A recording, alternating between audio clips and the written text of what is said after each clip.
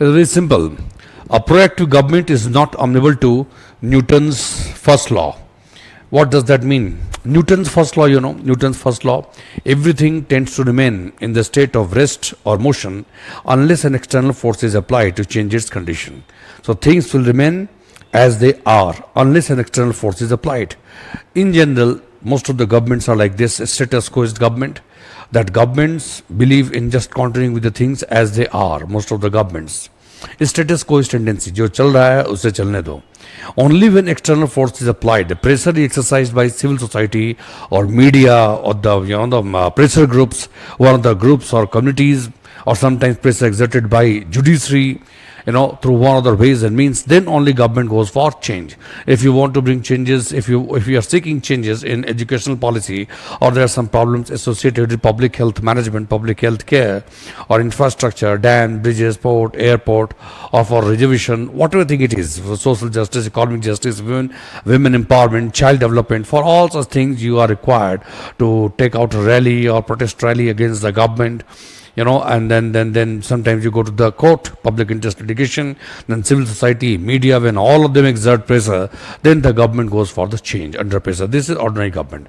When you have proactive government means the government is not merely concerned with contemporary problems and challenges. Apart from dealing with the contemporary problems and challenges, it also anticipates things in future.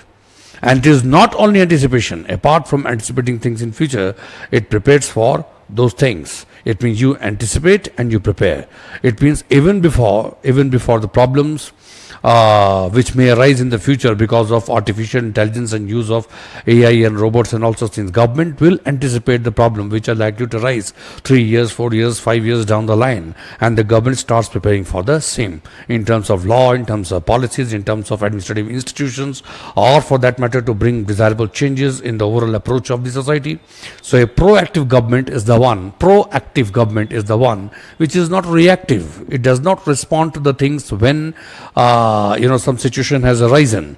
It anticipates the things which have not happened in the past, is not happening right now, but it anticipates some kind of reasonable calculation is there, reasonable apprehension is there that things might arise, things might develop in future, and accordingly you prepare for those situations. This is known as proactive government. So therefore you can say that proactive government is not amenable to Newton's first law. A proactive government does not come within the ambit of Newton's first law. Means it does not need any kind of external pressure to be exerted by civil society or media or judiciary or pressure groups to bring desirable changes in the policies or the administrative action. It takes actions on its own.